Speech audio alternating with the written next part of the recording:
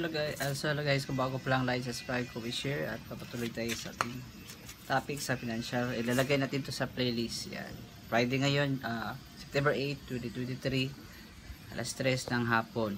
Okay. So nanonood din ako sa video ko. Inintindi at paano ko sinabi. So patuloy tayo sa financial. Mas maganda talaga na ilalagay natin sa playlist. Yan. Sa taas, yung may home video at playlist, yung may sulat yan sa taas, hanapin nyo na lang po yung may okay, sa ating home channel, home page channel sa ating YouTube, yung may mga sulat sa taas.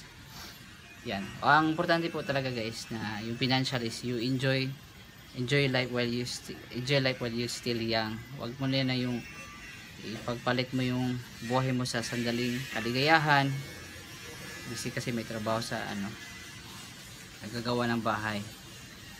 So yun, importante na enjoy, mag-ipon at mag-iwas sa bisyo, at hindi mo na ipapasok mo na sa sarili sa mga jowa relationship. Kung totoo talaga yan, hindi lang sexuality ang iniisip, pera, negosyo at pagkakitaan, diba?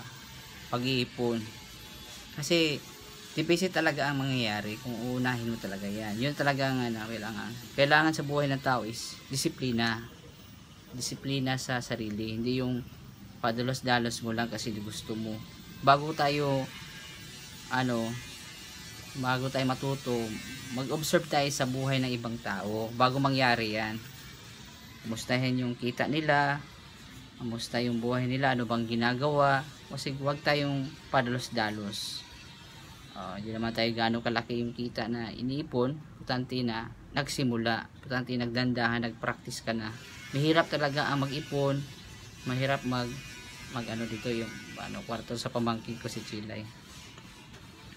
Yan, dito sa kwarto sa terrace na area. So yun po talagang kasi kailangan na importante na kailangan talaga natin na mag-isip talaga, kailangan talaga ng visualization, kailangan natin ng imagination, di ba? Kung parang pelikula ba, kung at if ito ang gagawin ko, ano ang mangyayari? Hindi mo na yung dire-diretso, kasi pag dire-diretso baka sabihin mo, ay mali pala yung ginawa ko, ay sayang na naman. Talagang may labanan na isip at saka action everyday, at yung ebidensya, yung pera, yun ang financial talks and money natin. Yung perang pinagitan mo, yung ebidensya. Ang pera kasi nakadepende yan sa mindset sa tao, kung paano siya mag-isip or ano ba talaga ang gagawin mo. Kasi kung hindi ka nag-iisip at ano ang dapat gagawin at gastos ka lang everyday sa i-tracking mo at saka yung pinagastusan at pinag-ipunan mo, hintay-hintay lang, kasi hindi lahat ng investment or pagitan ay diretso. At least pag hintay-hintay ka lang sa opportunity, talagang hindi mo ibuhos lahat, talagang magtira ka sa sarili mo, then pa lang yun, di ba? Kailangan talagang matalino ka sa buhay na ito. Hindi dapat padalos-dalos sa relationship. Kala nila mura lang, pwede lang saging. Pag magkasakit kasi yung bata talaga, kung papasok ka sa relationship, butas na yung pera mo, butas na pa yung may bata, pagkawawa talaga kapag hindi ka naghanda. Huwag ka talagang magpapadala o padikta sa ibang tao. Single ka na tagal ka na 20 ka na Hindi dapat ganun. Titignan mo yung capacity mo, yung laman ng bulsa mo, yung tawag ito. Baka lalabas lang yung bata, hindi mo kaya, magiging masama lang sila. Oo. At least hindi sila magsisi sa iyo. Nating pa nga sa isang kaate ko na bakit mo ko natin makulit mahirap talaga mahirap talaga magturo ng bata. Yan ang pinakamahirap. Mahirap magdisiplina at mag-influence ng bata. Napakahirap yung tamang ugali. Kasi busy ka yung mapasunod, magaganda yung ugali. Yung financial talaga kasi magkasama yan. Magkasama yung relationship at saka yung pera at yung buhay mo. Talaga yan, interlink, magsama-sama yan. Hindi pwede na sa naisipan mo lang, di ba? Totoo mga sinasabi ko, hindi ako yung pagawa-gawa lang nga. Hindi na kayo mag-asawa. Hindi naman talaga tayo ganun. Ang iba lang kasi atat na atat, hindi makapaghintay. Hindi pinaplano. Ano dapat gagawin. Basta sa kanila lang. Yun lang naisip ko. Tama na yun eh. Yung sabi din ng iba, yung paligid ko. Hindi naman tayo negative. I-check mo, titignan mo yung sitwasyon at yung sarili mo. Kung kaya ko, tanong mo sa sarili ko, kaya ko ba talaga ngayon? O talagang pinipilit lang ako? O talagang may gusto ka pa sa buhay mo? Mahirap kasing torn between two lovers ka eh. Gusto ka mag-aral pero hindi na. Kailangan ako magtrabaho at buhayin ko na yung bata. Hindi mo na magagawa yung gusto mo. At lalo na kung may bata ka, hindi ka makapag-ipon. Yun ang worst disaster. Bihira na lang ang makapag-ipon ngayon pag may bata ka na. Kahit isa lang, dalawa, mahirap na. Struggling na talaga. Lalo na kung marami, kung pasaway pa yung partner mo, sabihin mo na lang sa time, wag na lang siguro ako mag-asawa. Ma-imagine mo na.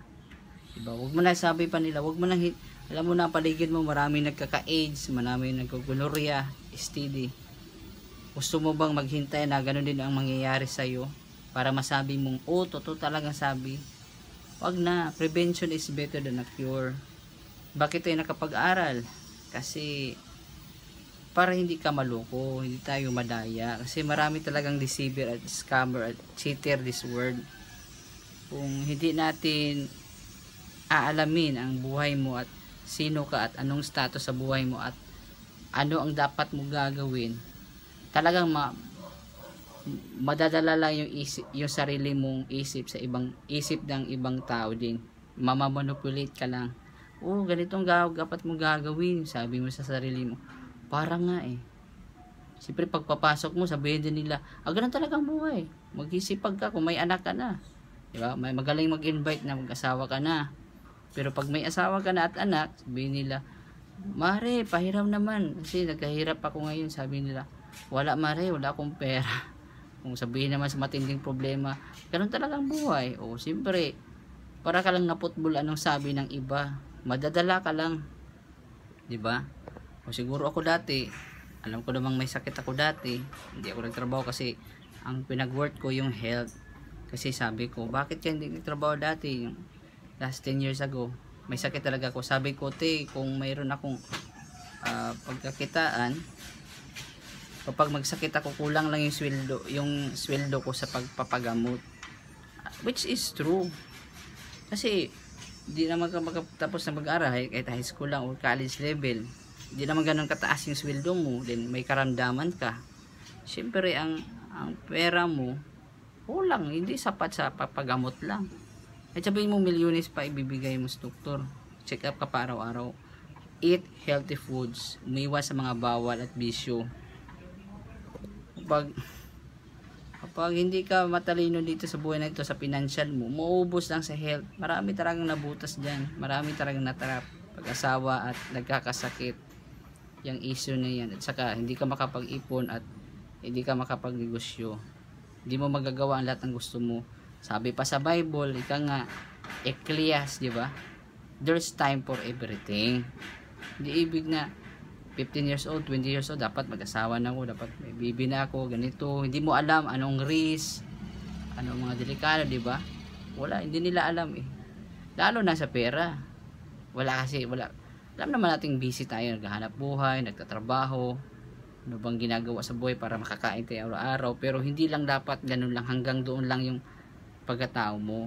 O doon na lang yung pagtingin mo sa sarili mo. May vision ka rin, may pangarap ka rin sa buhay mo. Gusto, di ba? Tignan mo si Steve Jobs. Yun, bilyonaryo na yun, di ba? Ang daming pera nun. Kung magpagamot sa lahat ng mga ospital, kayang-kaya yun. Pero bakit namatay? Yan nagtatanong mo sa sarili mo. Bakit? Kaya, ang daming pera nun, di ba? Lahat ng mga food supplement, kayang bilhin nun, di ba? Yun ang hindi mo mababayaran, yung kalusugan. Pagkatapos, yung pera kahit kunti-kunti lang. At magagawa mo lahat ang gusto mo. Lalo na kung mag-asawa ka ng maaga at di ka nag-iipon, nagbibisyo ka, yun ang mga hindrance, yun ang magpapapigil na mag-progress yung financial mo at yung pera mo. Kapag hindi mo makokontrol yung tatlo na yan, bisyo, pag-asawa ng maaga, at saka hindi nag-iipon, at lalo na hindi mo inalagaan yung kalusugan mo, talagang hindi ka talaga makaalis-alis sa status mo, or hindi ka maka-level up. Kasi hanggang doon na lang yung isip mo, bisyo, babae, hindi na pag-ipon, bili-bili na bili, at hindi naman tayo pinagalitan, ha. Binigyan ko lang kayo ng idea, diba? Yung pag gano'n ang iisipin mo, bahala na lang si Batman, diba? Walang mangyayari, walang progress, wala kang makikita na pagbabago sa buhay mo. Diba? Dala ka lang na dikta ng ibang tao. Diba? Wag naman tayo, dapat yung at least gumagawa ka sa buhay mo, yung masaya ka, yung hindi ka napipilitan, hindi ka napapressure, yung talagang gusto mo, pinagplano mo, pinagtrabahoan mo, talagang gusto mo, alam mo. Hindi naman talaga yan sa basihan sa edad. Kasi pag lumagpas ka na raw, what if naapaaga mo ng maaga din, kung may mga times of emergency, diba? May mga sakit-sakit kasi hindi mo alam kung pagbubuntis, kulang ng mga nutrients, paglabas ni baby, may mga abnormalities. Siyempre, kailangan mo pagamutin yun. Siyempre, kailangan yung palibig, kung mamamatay yun, magkasakit, di ba? Magka-hospital. May possibility talagang, gastos talaga yan. Una, ang baby. Kung sabi mo, wala lang, labing-labing lang kami. Kilig-kilig. Di mo magaganan yan. Ako, example ako sa financial yan, yung 3 pamangkin ko. Okay? Nakita ko sa 2 mata ko, 10 years old ako, nagbabantay ako ng mga pamangkin ko, anak ng mga ate ko. At nakita ko kung gaano kahirap ang pinagdaanan nila kahit isang bata lang pagpapalaki. Yung lalo na yung magkakasakit, at lalo na yung pagbibili ng gatas kasi kailangan mo iiwan ang bata. Nakita ko talaga, ako pa nagbantay sa mga pamangkin ko, talagang napakahirap. Okay? Napakahirap, talagang nabigla lang, 'di ba? Alam ko hindi ko rin alam kung bakit dati, kasi bata rin ako, magulang ko busy din sila paghahanap buhay. Talagang hindi madali. Lalo na magkasakit ang bata. 20,000, 30,000, talagang madali lang igastos yan sa grocery, kung anong gagawin mo. Pero pag ipunin mo yan at magkasakit ka, madali lang mawawala ang pera. Kahit sabihin mo pang 30,000, 40K pang buwan mo, kung mali ang gastos mo, hindi ka nagtitipid, puro lang gastos ng gastos, labas ng labas, madali lang maubos yung pera, yung 5,000. Madali lang. Kasi naka-ready lang yung upa, pagkain, tubig, kuryente, mga bayarin. Siyempre, mga pagkain mo pa araw-araw, di ba? Siyempre, mga pasyal-pasyal mo pa. Kung hindi ka makaipon o makatabi kahit kunti, lalo na kung makasakit ka, at lalo ka talagang ma-deficit ka, masisero ka, it means na ang lifestyle natin, mahirap kitain yung pera, pero madali lang mawala sa personal needs mo lang dahil sa sobrang mahal ang bilihin. Hindi na makakakasakasya, mahirap na hanapin talaga ang bibilihin mo lang sa pangangailangan mo buwan-buwan, araw-araw. Yan ang sad reality. Diba? At sa mapapag-aga ka, siyempre walang blessing sa mga magulang, diba? Magagalit sila,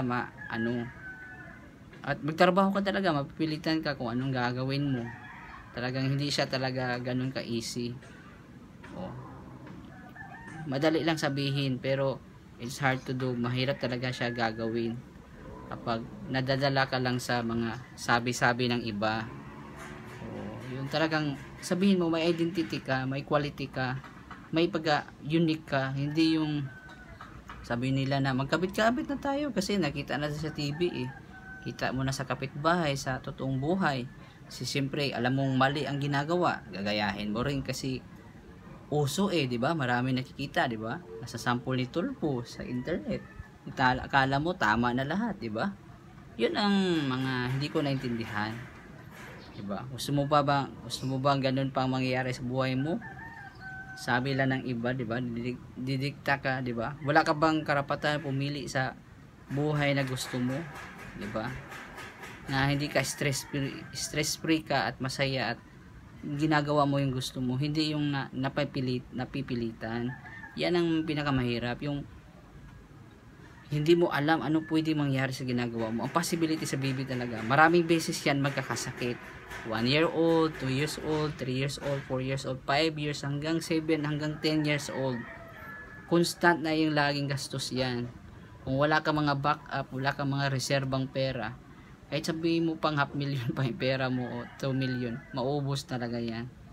Madali lang talaga maubos ang pera, lalo na yung mga baby o mga vitamins, mangingipin si baby, ano pang mga pneumonia, magkakaubo-ubo, diarrhea.